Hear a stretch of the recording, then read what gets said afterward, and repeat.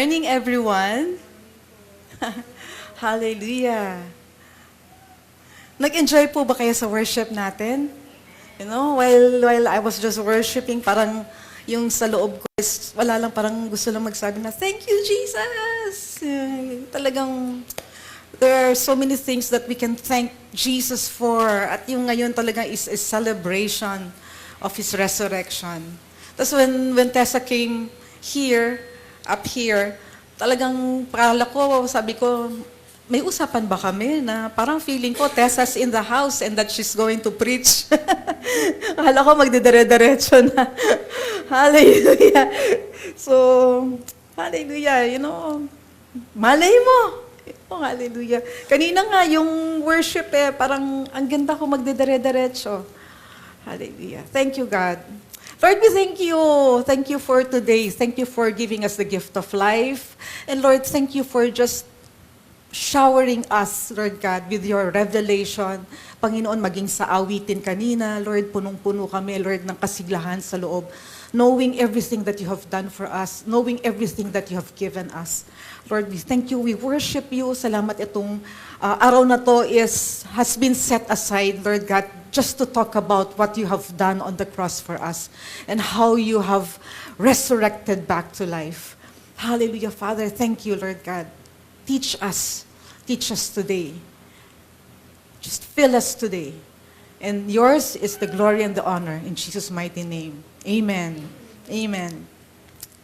So ngayon po yung ating title is Jesus' True Mission. Ano ba ho yung talagang layunin ng Panginoong Hesukristo? So napakadakila po ng kanyang ginawa para sa atin. And it only took, angels themselves to announce the good news. Makita po natin na in the book of Luke, 2 instances wherein the angels were the ones announcing. Alam niyo na, the presence, the mere presence, and the authority of angels, this state that something important is happening. Hindi lang yun, because the angels are also messengers. Alam natin na it's not just the message that they are relaying, but also they are giving clarity and understanding. Ganun ho kaganda yan. Sa Luke 2, the angels presented themselves and announced the birth of Jesus to, humble shepherds in the field. Ito po yung napakagandang pangitain kasi po bigla pong merong heavenly hosts na nagkakantahan and they started to just, praise God. Ito po yung pangunahing pagsasabi ng tungkol sa Panginoong Hesukristo. So, dito po, ang sabi ng mga angels, this is the birth of the Savior, the Messiah, the Lord, who will cause great joy to all men. Yung lubos na kagalakan. Kayo ba ay lubos na nagalak?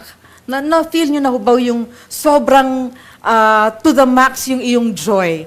Si Jesus ang magbibigay sa yan. Jesus plus everything else that He has for you. Hindi ho yung Jesus plus this and that. Hindi, lahat galing sa Panginoong Hesukristo. And ang sabi dito, He is the Savior, He is the Messiah. He is the one expected to bring about a new era of peace and prosperity. Alam naman natin ho yung peace, hindi lang kapayapaan, kundi it is well-being. It is success.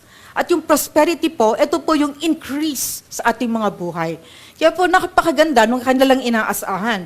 Now, the announcement of the angels was about the birth of the Lord Jesus, and it was given to humble shepherds who, the culture regarded as unimportant. Pero kita nyo, anghel ang nagbigay ng magandang mensahe. Now, in Luke 24, ito rin naman ho yung, let's just go back to the slide, please. Doon pa rin tayo sa slide yan. Sa Luke 24, the angels appeared to the women who were following Jesus. Ito yung mga women who, were there during His ministry. Ito po yung mga babae na who saw Him die at the cross. At hindi lang yun, they saw Him buried in the tomb. And in time na to, they saw the tomb empty.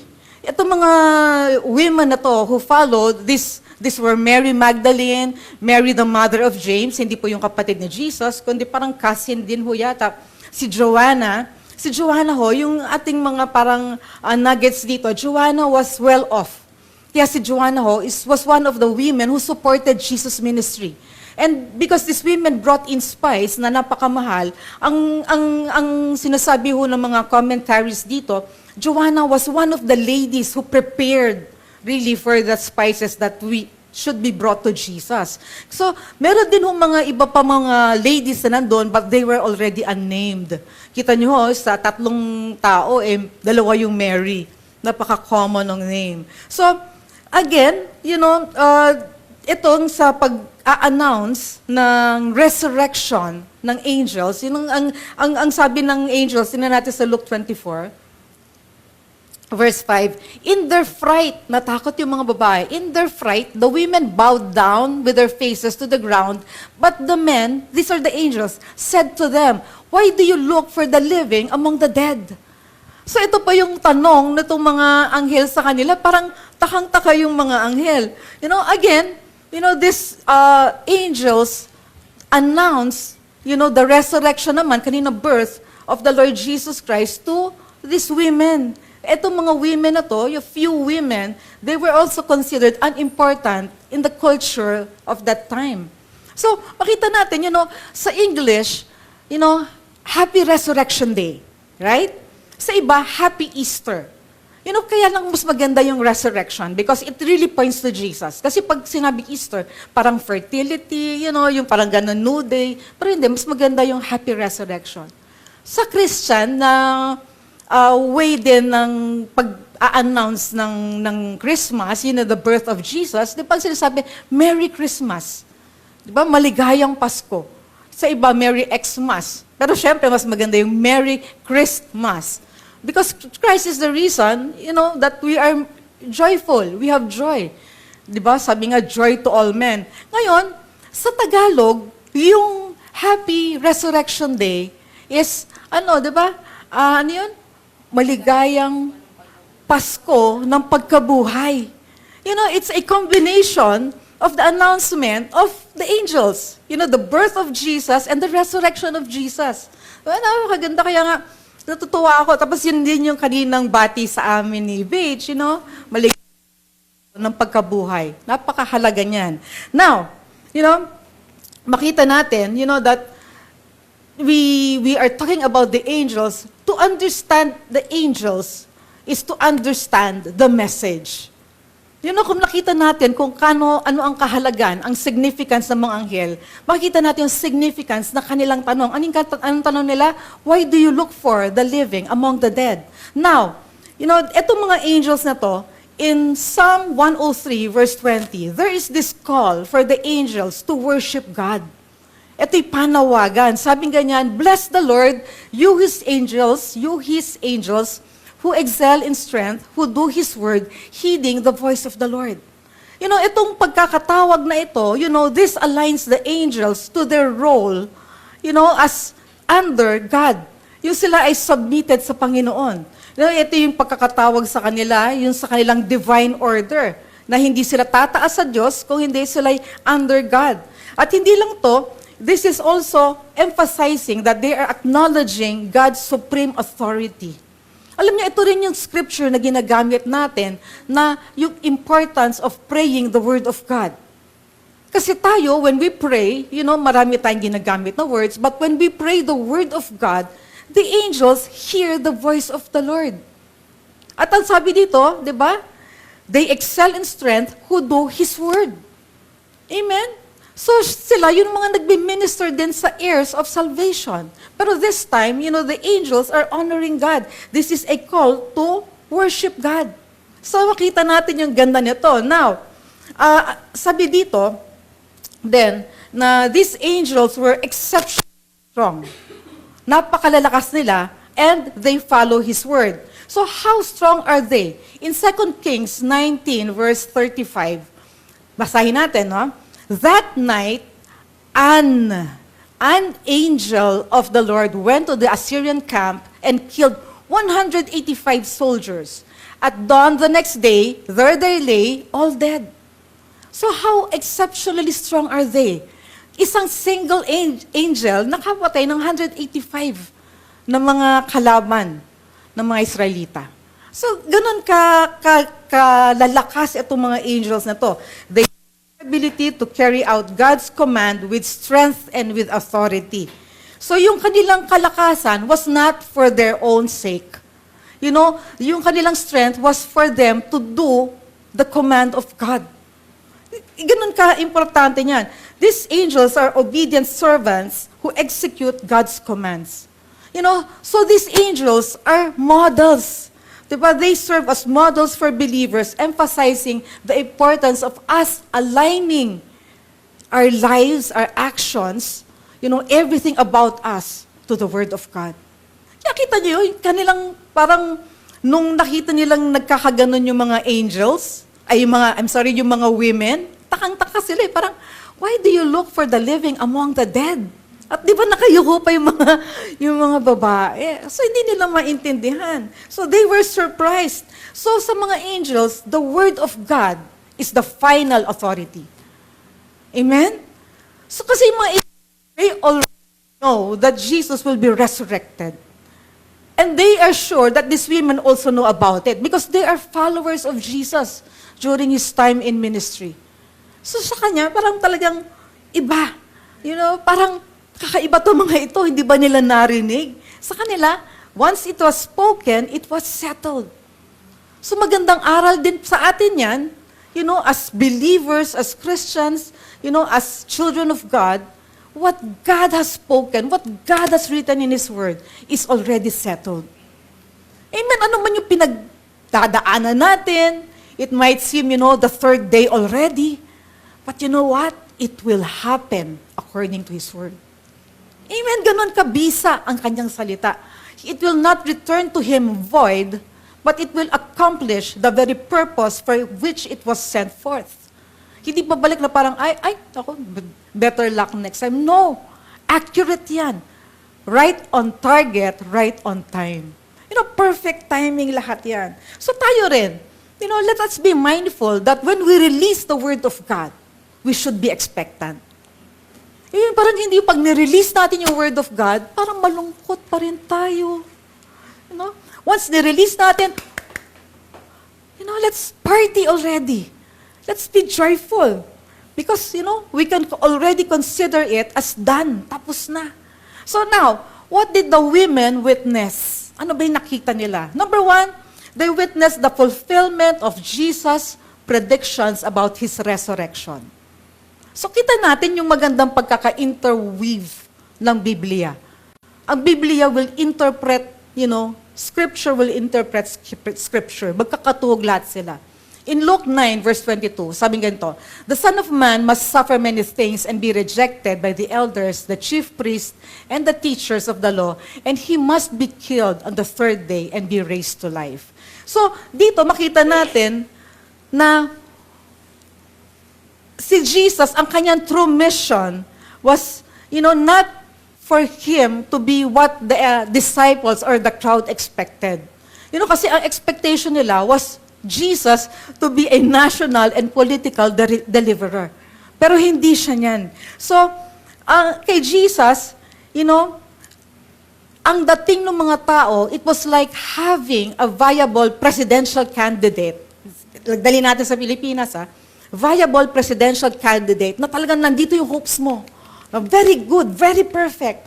And then on the last day of his campaign, sasabihin niya, you know, I will be going to Malacanang. Parang, yay! Diba? Yun ang gusto natin. But I will be rejected and I will be executed. Ganun yun. So ganun yung sinasabi ni Jesus. You know, it might seem parang a defeat. But you know, God's story is not yet over. So, hindi pa yun tapos. So, though He was rejected, you know, though He was executed, it was not the final state of Jesus. So, it was not the plan or idea. Number two, this fulfillment of God's plan. In 1 Peter 1:20, He was chosen before the creation of the world, but was revealed in the last times for your sake. So, ang panahon na to, before Adam sinned, noon pa, you know, before even the creation, before Genesis 1, God already had this plan for Jesus to rescue man. Ito na yung magandang plano ng Panginoon. So, ang nangyari, yung tong planong to was revealed in the latter times na. During Peter's time, during the readers of Peter, during the time of Paul, doon lang na-reveal. Because Jesus then was concealed. Alam lang nila, may Mesayang parating. At hindi nila alam kung sino mismo yon. But the scriptures, were prophesying about Him, aligning things for His coming, and for the grand event, that He will be able to purchase, with His blood, people for God. Ito yung redemption story. So, Jesus did not only happen to just suffer. Hindi lang siya, sinabi na magdurusa, kung hindi, sinabi rin na Jesus will be raised back to life. Kung merong must dito, He must suffer, He must be raised back to life.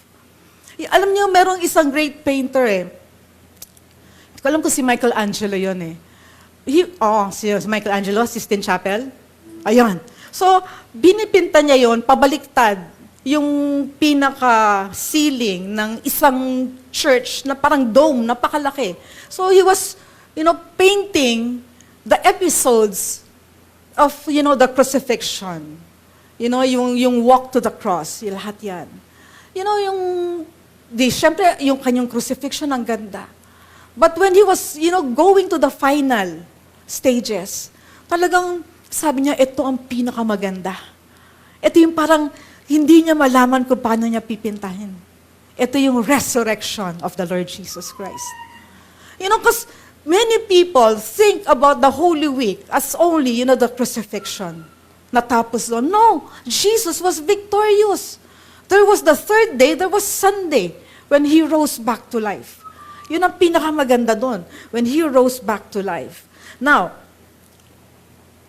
so, next slide. The resurrection was foretold in Scripture. In Revelation 1:18, this is Jesus revealing Himself. I am the living one, I was dead, and now look, I am alive forever and ever. And behold, I hold the keys of death and Hades.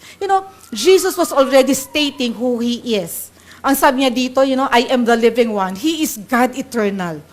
When you say God eternal, meron siyang, He is the Lord of eternity past, and He is the Lord of eternity future. Hallelujah. Nung sinabi niya yan, nung panahon ng sinusulat yan, wala pa tayo. And yet, this is also active and alive for us now reading the Scripture. So yan siya. And sinabi niya rin dito that He was dead.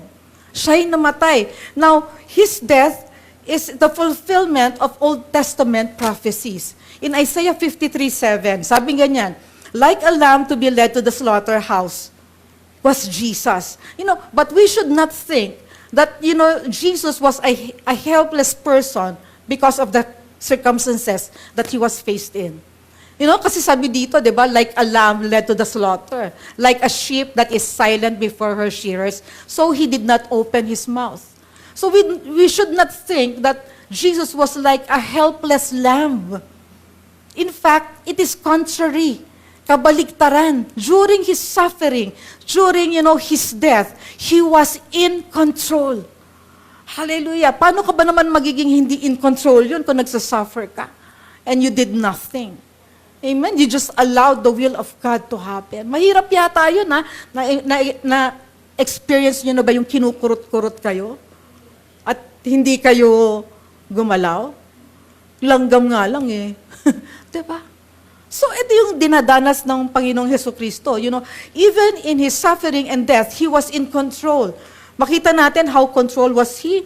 In John 10:18, nandun ba yun? John 10:18, no one takes it from me, but I lay it down myself. I have the power to lay it down and to take it up again. For this command I have received from the Father. So He's talking about His life. He has the power. Kaya nga nung yung sinabi niyang it is finished, He gave up His spirit. Siya mismo yung yung talagang nagtapos Okay na. Kaya nga nung sinaksak siya dito, He was gone already. The Roman soldiers did not have to kill Him anymore. He gave up His ghost, His spirit. Yun ang nangyari. So, ganyan siya in control. You know, He lays it down and He takes it up again. So ano yun para sa atin, mga mananampalataya? Alam natin na nothing is impossible with Jesus. But do we really know the depth of that? He lays down His life and He takes it up. Full force. Hallelujah. And because of love. You know, habang minameditate ko to, parang talagang, Lord, talagang parang kinikis-kis yung puso ko.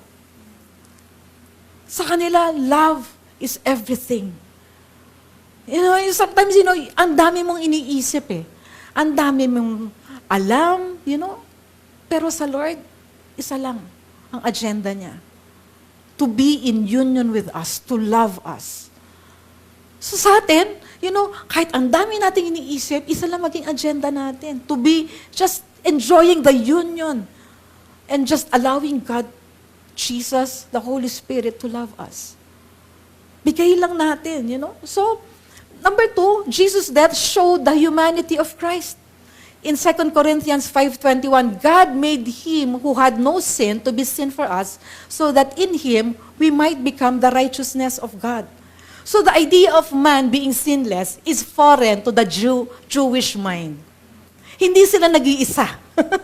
Sa atin din. Parang, ako nga nung naging Christian ako, iniisip ko lagi, I was really very sin conscious. Iniisip ko, naku, expired na yung salvation ko. Inuurasan ko pa. Sabi ko, Lord, ano ba yan? 12 hours lang ako saved.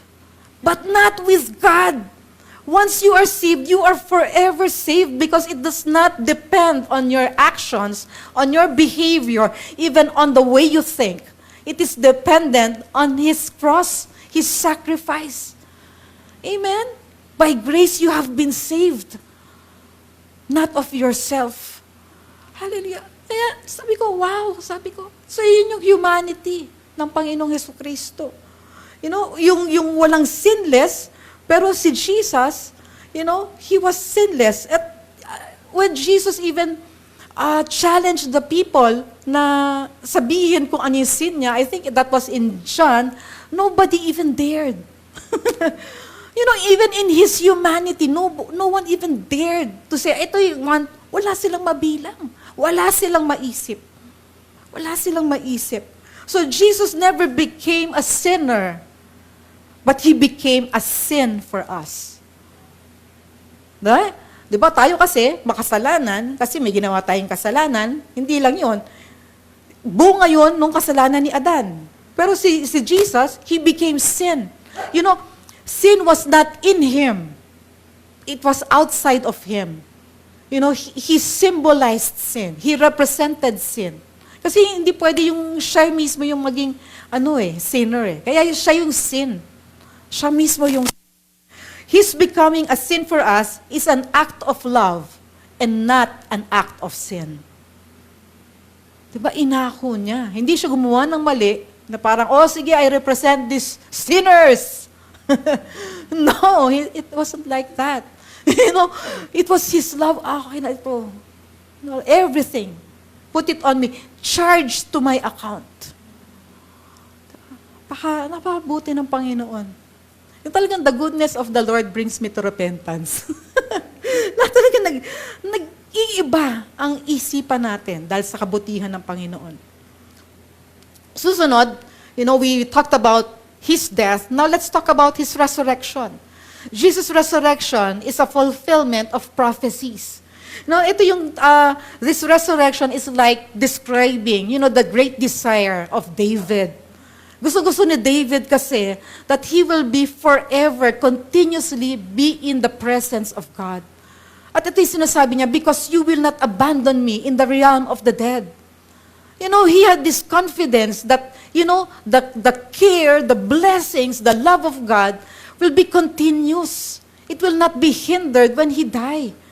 Kaya ito yung sinasabi niya, na talagang kanyang confidence na hindi mo ako iiwan doon, but I will be forever in your presence. You know, enjoying your love.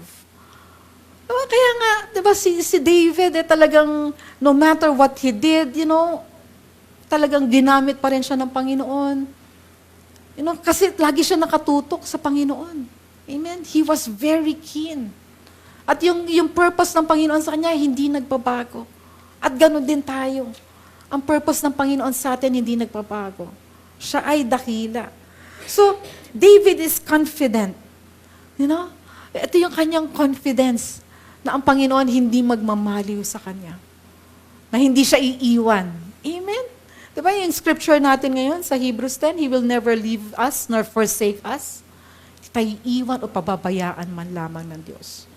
So, because Jesus lives in the forever and ever, this marks, the permanence of life compared, for the temporary earthly things.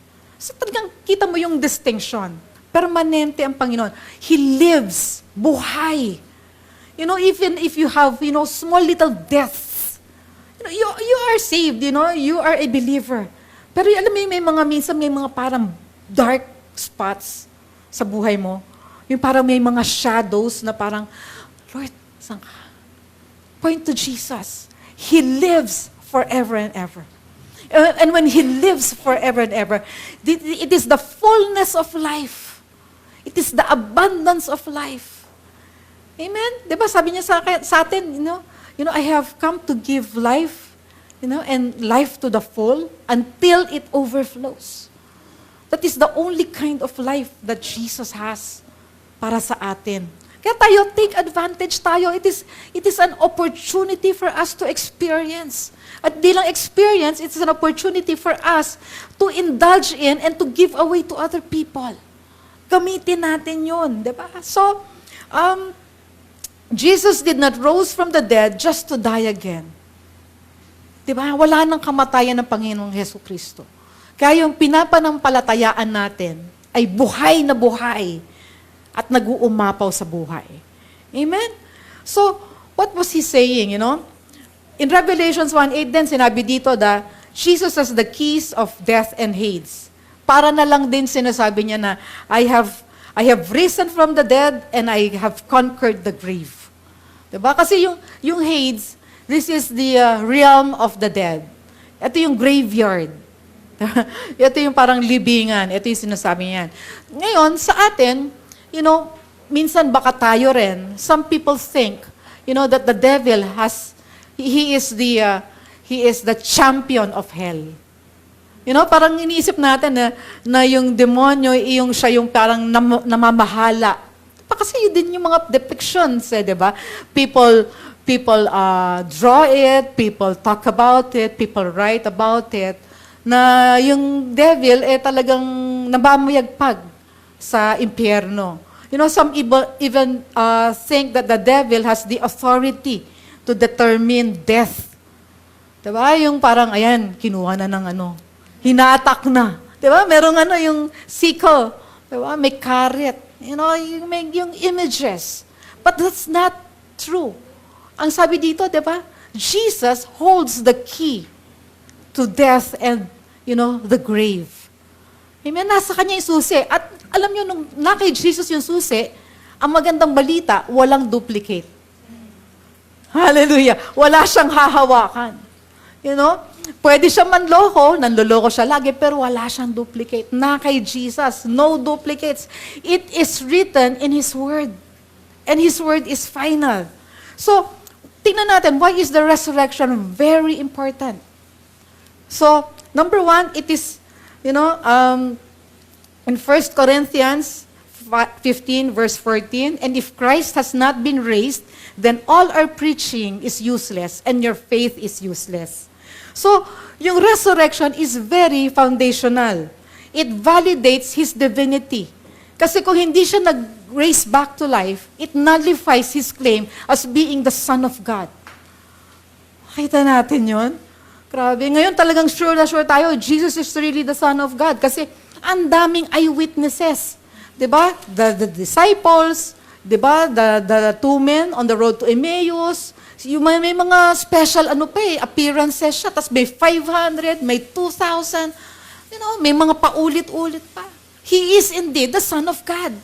Kaya alam niyo, nung itong week na to, naisip ko, Lord, grabe kinontak mo kami. andito kami and yet, you made a way. And that way was through Jesus Christ. Hallelujah. Amazing. Alam niyo, minsan parang talagang ang liit nung isipan natin. Parang feeling ko parang langgam. And yet, God treasures us so much that He gave His finest. He gave His only begotten Son. Now, saan na tayo? So it validates His divinity. Without the resurrection, yung kanyang claim being a son of God will be nullified. Now, second, it validates the truth of His teachings. Diba kasi kung yung teachings niya ay hindi aligned doon sa kanyang resurrection, so the gospel will lose its power and its purpose. Alam natin sa Romans 1:16, the gospel is the power of God to those who believe. Amen? So dalawang bagay yan, di ba? Yung kanyang divinity at yung kanyang teaching. Now, another one, kapag, hindi natin nakita na gaano ka-importante yung kanyang resurrection sa kanyang teaching, yung lahat ng mga tinuro niya, i-consider lang nating philosophy. Parang school of thought o kaya mga moral teachings. Moral teachings, good or bad. But no, hindi yun transformative. And it is not about love. It's not about God Himself wanting to be in union with us. So yun, foundational. Historically, it is supported by early Christian testimonies and the transformation of the apostles. Yung time na yan, the believers went from being fearful to being bold proclamators of the gospel. Takot na takot sila because they experienced Jesus' resurrection. Nakita nila, ang una narinig nila, na umalingaw-ngaw yung balita, buhay siya, buhay siya. Yung champion nila na inaasahan nila, biglang namatay, nalupaypay sila, biglang binalitang buhay. Sila yung nagtakbuhan. The experience of the resurrection made them to become, willing to endure persecution and even martyrdom. Yung persecution, alam nyo, hindi basta-basta yung parang, ano yan? Miyembro ng The Way yan. Hindi lang basta-basta ganon. These people were outcasts. These people were stoned to death. Whenever they met, bubuksan yung bahay, hahatakin yung mga tao, papatayin. Ganon ang ginagawa. Hindi lang yon. These people had families, and yet, these people were not given jobs. Sasabihin mo nga, mahirap na baka mamaya, madamay kami. So that was heavy persecution. At hindi lang yun, martyrdom. Kita niyo yung mga apostles, I have already preached before and included how the apostles died. May mga apostle doon na i-crucify, but they did not see themselves worthy to die the same death that Jesus had. Ginawa nila pabaliktad. Yung iba, they were sewn into two. Yung iba, nilalagay sa mga parang poste ng Meralco, dililiyaban. Yung iba, pinakain. Yung ginawang prey sa mga leon. Pagkain ng mga leon. They were martyred. At yung kung napanood niyo yung Paul the Apostle, these people who were persecuted, they were in line in the Colosseum. And there were games being presented. Isa-isa nilalabas to be chased by the lions. Alam nyo, while waiting, they were praying, they were singing, they were awaiting, their death. Because they were going to see the Master. Ang saya-saya nila. Kaya, nung time na yon parang walang malungkot. Nagsasaya sila. So, martyrdom. So, hindi lang yun, Asan na tayo? Historically. And because of that, the early churches grew in size. It was a rapid growth of, size in the churches. Alam nyo kasi pag petics lang ang buhay, parang, sige, wag na lang mag-church. Sige, wag na lang mag-share. Parang hindi importante ang time. Pero yun, dahil sa persecuted sila, they know the importance. They saw Jesus, they experienced Jesus. They shared. And they brought people in. kasama nila ang mga tao. They were worshiping Jesus, they were happy, they were fearless. In the face of fear, these people were fearless because they knew whom they were worshiping. Alam nila kung gaano katotoo ang Panginoong Hesukristo. So, theologically, this fulfills the Old Testament prophecies. Yung Old Testament prophecies ni David, yung Psalm 16:10, you will not abandon me in the grave. Yung sa Isaiah 53. Isaiah 53 is about the suffering servant. But towards the end, di ba, it talks about the victory of Jesus over death. Ito yung ganda nun eh. So without resurrection, the hope of eternal life would be useless. Baseless eh. Kasi hindi nag-resurrect si Jesus. Pero dahil sa nag-resurrect si Jesus, alam natin na magre-resurrect din tayo. Amen? Makikita natin si David. Diba? Si King David na masayang-masaya kasi nasa langit siya. So, yun sa atin, di ba, parang nabasa natin sa Bible noon, tapos nakita natin na fulfill. So, all the prophecies of the Messiah, pertaining to the Messiah, has been fulfilled. And ang good news natin, lahat ng ating Bibliyang mga hawak-hawak, no matter how many copies that you have, the good news is, all of your Bibles are complete. Kompleto yung Biblia nyo, may resurrection si Jesus. Andun siya. So, everyone has a complete version of the resurrection of Jesus. So, yung preaching of the resurrection, this also separates Christianity from other religion and philosophy. Sometimes, when you are sitting in class, parang, uy, ang ganda ng philosophy, Although makita mo, parang may flaw. Pero, lahat ng mga, yung founder ng philosophy na yun, lahat yung mga namatay. Ganon din sa mga ibang mga religions. One time, I was buying a bouquet of flowers. This was, when I was in the big church. I was buying a bouquet of flowers. I was waiting for the arrangement. And then, at the countertop of this place, this flower shop, was a pamphlet. Binuksan ko yung pamphlet. Alam niyo ko, ang ganda ng laman. Alam niyo ko anong laman? The teachings of Buddha. But, mas maganda si Jesus. Because yung teachings niya has come to life. And will always come to life. Amen? Kasi yung para sa kanya, idealistic. These are the things that you will do. Pero kay Jesus, these are the things that He has done for us. And when we tap into that, by faith, and just receive the grace of God, we will experience, the mercies and the boundless grace that Jesus has for us. So, ganun kaganda yan. So, our faith in Christianity is based on the resurrection of Jesus Christ. If Christ has not been raised from the dead, then our faith in Him is vain because it is based on falsehood. Amen? So tayo, ngayon, usong-uso yung word na resibo eh. May prueba, may katibayan. Muling nabuhay ang Panginoong Jesus. Kaya lahat na nang nakalagay na promises ng Panginoon, talagang tunay na yes and amen in Christ. Yes in Christ, amen tayo. Lord, be it unto be according to your word. Hallelujah. And the more that you speak it, the more that the angels hearken to the surety of the word of God. Alam na alam nila yan. In Romans 4, verse 25, He was delivered over to death for our sins and was raised to life for our justification. So, this is our faith in Christianity. Diba? He was delivered over for death for our sins and was raised back to life for our justification. So, Jesus died to set us free from sin. Namatay siya para palayain tayo sa kasalanan. Pero hindi natapos doon. He was resurrected to prove that we have been made right with God. Yung kanyang muling pagkabuhay ay patotoo na tayo ay ayos na sa Panginoon, napatawad na ng Panginoon. Na hindi na natatandaan ng Panginoon yung ating kasalanan. So yung justification here is a legal term which means that you have been made right with God.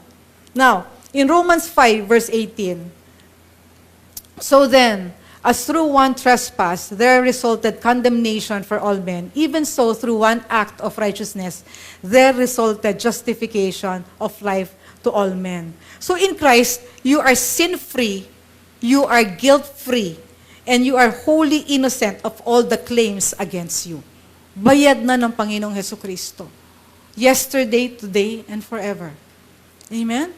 Ngayon, once nalaglag tayo, let's just get back up at yung papakyat natin ganyan, just thank God na it is finished through Jesus Christ, that we have been forgiven.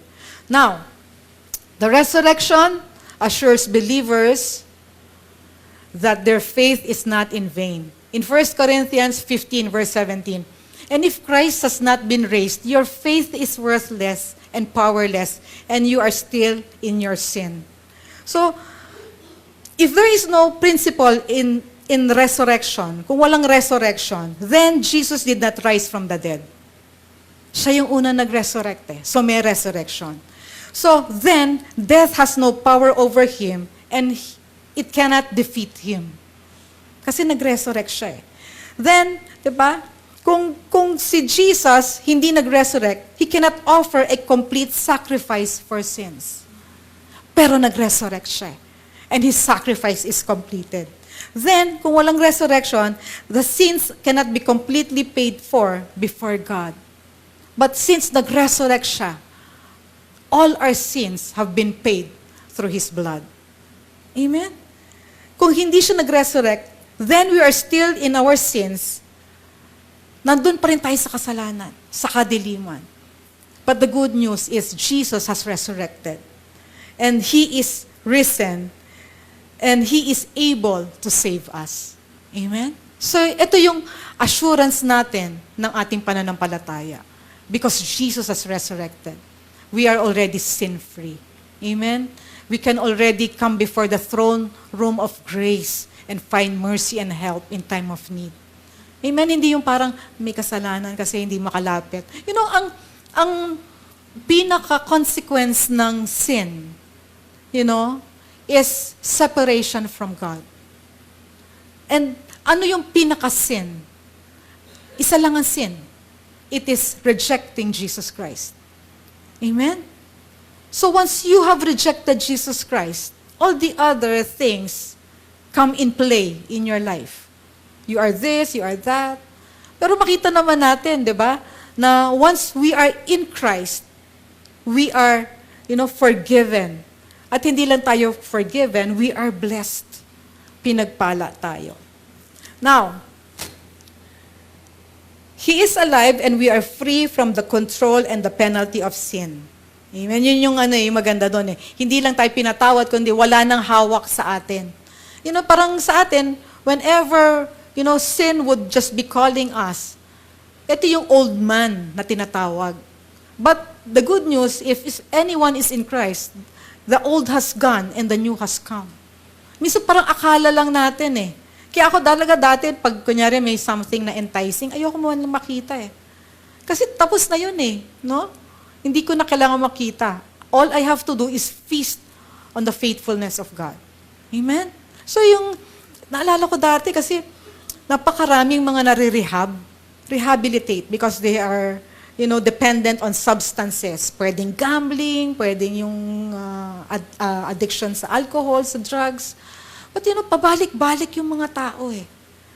Unless you are really, get this rehabilitation, hindi nga new creation from Christ, you become a new person. Kasi parang nirehabilitate, balik-balik, Pero kay Jesus, once you receive Jesus, you become a new creation. The old has gone, the new has come. Bago ka na. And you just take Jesus at His word. Just like the angels. Amen? Kagaya nila. Now, the resurrection assures believers the promise of their own future resurrection. Just like David, na meron siyang confidence na hindi siya maa-abandon. In 1 Corinthians 15, verse 21, for since death came through a man, the resurrection of dead comes also through a man. For as in Adam all die, so in Christ all will be made alive. So dito, this is why Jesus had to come in the flesh to give his life as a sacrifice for many. If Adam represented mankind to sin, Jesus represented mankind to righteousness before God. Amen? Ganon ka dakila ang Panginoon. So, there are many benefits of the true mission of the Lord Jesus Christ. Ano yun? He redeemed us from sin. Ano pa? Kasama dito, yung salvation package natin. You know, once we have been redeemed, we are given, the Holy Spirit. Lahat ng mananampalataya ay binigyan ng banal na Espiritu Santo. Kaya, Diyos Ama nasa langit, Diyos Anak, 'di ba, namatay, 'di ba, para bayaran ng kasalanan natin, nagkatawang tao siya, namatay at muling nabuhay, nasa langit. Ang Holy Spirit nasa atin. So dito pa lang sa lupa, we are not abandoned. We have the Holy Spirit filling us with the words of Jesus, with the promises of Jesus. As hindi lang yun, guiding us in everything that pertains to our life. Amen? So ano ba yung binigay ng Panginoong Hesukristo sa kanyang mission, the true mission of redemption? Binigyan tayo ng divine health. Amen? Because yung curse has been broken. Because we have been redeemed, the curse of sickness has been broken. Because we have been redeemed, the curse of lack has been broken. So whenever we are lacking, even in finances, thank you, Lord. Sabihin natin, thank you, Lord. My finances has been redeemed because you are my provider. Amen? Hindi lang yun. We are safe. Amen? Tayo ay niligtas at iniingatan ng Panginoon. Kaya yung confidence natin, lalo na itong Holy Week, dahil maraming nagbabiyahe, siguro medyo pagod ang mga tao, ang daming accidents. Ang mga tao, ang binibigay ko sa kanilang salita, iniingatan ka ng Panginoon. He is making you secure and safe. Hindi na yung God bless you. He has already blessed you, but this is what He's doing to you. Iniingatan ka ng Panginoon. Napaka-freak ng accidents, but not to the believers who know what Jesus has done for them. Amen? Kaya tayo, kung ano yung alam natin, ulit-ulitin natin. When the devil sneaks out something that will make us fearful, abay mag-counter-attack ka ng Word of God. What you know that you have received already, received na eh. Ang atin lang, na-receive natin, inilalabas ulit natin. Thank you, Lord. Instead of fear. Amen? Imbes na tayo'y kainin ng takot. Alala ko dati, biruin nyo, nung nagsistart ako mag-drive, sabi ng papa ko, huwag kang magdadrive sa EDSA. Sabi ko, bakit? Maraming bus. Ngayon, diba? Dati talagang nagpupunta akong EDSA kasi doon ko lang matetest kung marunong nga ako eh. Diba? Ngayon, wala ka nang tataguan. Meron tayong isa lang na nagkukubli sa atin, ang Panginoong Hesukristo. Naalala ko lang yung testimony ni Joel Austin. He was, I think, not yet a minister then. He was probably in college. At he was driving a very, very fast car. Ngayon, yung kanyang very, very fast car, he was driving in a freeway na walang gabi na wala naman yatang tingin niya wala namang police na mag-apprehend sa kanya. So talagang he stepped on it. Besides, gabi na nga eh. He stepped on it. Ang nangyari sa kanya, bumaliktad yung sasakyan niya. Na he met an accident. At alam niya, yung isang vehicle was coming right in front of his face. When he opened his eyes, he was safe. Maski yung mga tao that has witnessed, yung siguro yung driver siguro nung isang vehicle, they were pretty sure that this person would be really damaged, kaya be suffering. But si Joel Austin then sat right up, he walked and he was perfectly fine. Pero ang kanyang memory, meron ngang kotse na papunta na sa mukha niya. Probably yung kamay ng Panginoon. Diba ganun din sa atin? Ba't hindi naman natin lalagay yung sarili natin sa alanganin, ano? But we have this confidence na, Lord, thank you. That you protect me. Diba? You are a shield for me. Amen? Ano man even yung threats ng mga tao or whatever, you protect me, Lord. Have that confidence. Speak it out. Kasi pag sinabi mo yan, naririnig mo eh. At sinabi mo na sinabi, nagiging buong-buo sa puso mo. At hindi lang yan, naririnig na anghel yan. And the word of God is final for them. Amen? So ano pa? The benefits of the true mission of Jesus Christ, we have power and authority. Alam niyo, ang ganda nga ng mga lyrics ng songs na kinakanta natin eh. We were given the authority. Amen? We are heirs of God. We are co-heirs of Jesus Christ. At hindi lang, yan, yung authority natin to stand in the name of Jesus is very effective. Amen? So, whatever faces us, just use the name of Jesus. Know that He has paid for everything and He has risen back to life because He has already, had this proof, this evidence that everything that He taught is true. Amen? Ano pa? We are anointed for every good work. Hallelujah. Don't ever think na wala akong gagawin. Pwede tayong siguro wishful thinking natin to sit back and relax. But you have a calling.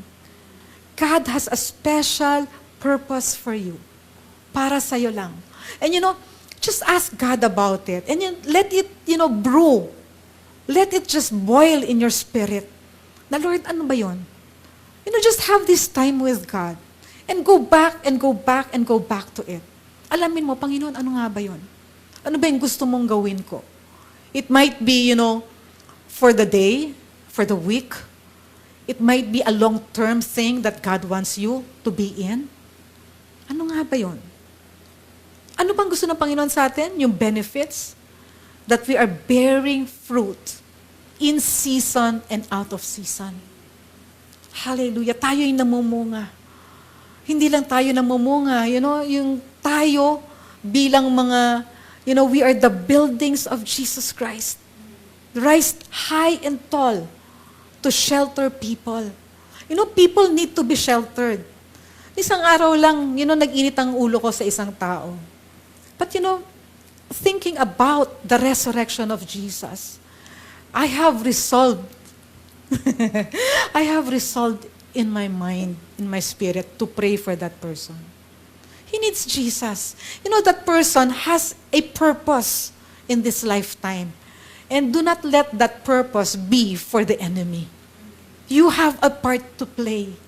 Sometimes, kala natin parang mga holy, pleasant, ganyan. No. Doon sa mga challenging things at mga circumstances na encounter natin, our mission field might be there. Minsan kasi takbo tayo na this is not God. Kasi ganito. No. You might be the one assigned to pray. You might be the one assigned to speak the word of God. To just mention life in the name of Jesus. Amen? So, everything that we do all for the glory of God. Amen? Tayo po'y tumayo. Hallelujah. Sa atin po ay isang maligayang Pasko ng pagkabuhay. Taas po natin ang ating mga kamay. Lord, we thank you na just like Christmas that you have brought us many gifts through Christ Jesus. Lord, so is the resurrection of Jesus. Panginoon, everything that He has said, everything that has been written in His Word, Lord God, has been already sealed by His work, by the proof, the evidence of Him being raised back to life. At Lord, Panginoon, maraming salamat. Because that Jesus has been raised back to life, lahat ng bagay sa aming mga buhay, Panginoon, salamat na may buhay din through Jesus Christ. Lord, we thank you na as we go in our separate ways, Lord God, salamat sa mga assignments mo. Lord, salamat na kalakip sa mga personal assignments mo sa amin. Lord God, is the fulfillment of the true mission of the Lord Jesus Christ. Hallelujah. Lord, we thank you, Panginoon. Maraming salamat, Lord God. Lord, salamat, Lord, na maipamumuhay namin ang aming mga araw-araw na kakaiba.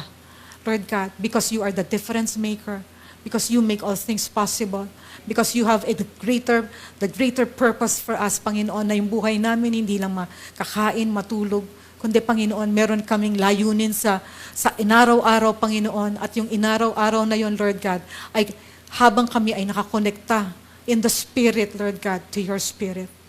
Lord, habang kami, Lord God, are being sensitive, Lord God, to your voice. Lord, we thank you that as the angels, Lord God, has regarded the finality of the Word of God, the Word of Jesus, ganun din sa amin, Panginoon.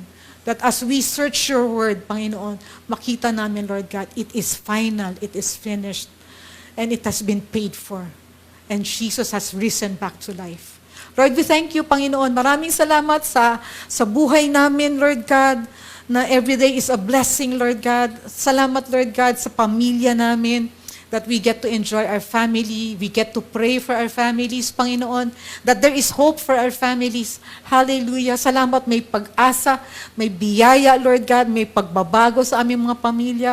Hallelujah. Lord, salamat, Lord God, even the circles that we are involved in. Salamat, Panginoon, na Lord, that you have assigned us there for a purpose. You have assigned us to a community for a purpose, Panginoon, to a neighborhood for a purpose, Lord God. Hallelujah. Salamat, Panginoon, that we are led by the Spirit of God. Your goodness, Lord God, will always bring us to repentance, Panginoon. Lord, na makita namin, na maranasan namin ang kadakilaan mo, Lord God, ay laging nagbabago sa aming mga puso, nagbabago sa aming mga hakbang, sa aming mga gawa. Lord, we worship you. Salamat, Panginoon. In Jesus' mighty name, amen.